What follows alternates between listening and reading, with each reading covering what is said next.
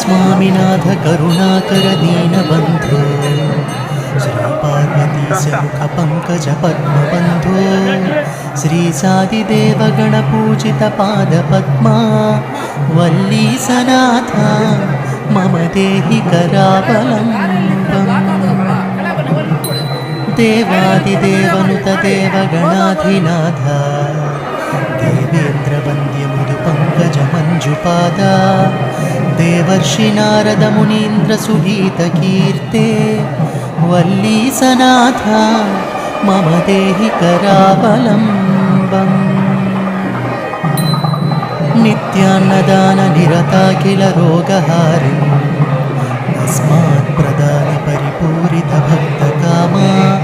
श्रुत्यागमप्रणववाच्य निजस्वरूपा वल्लीसनाथ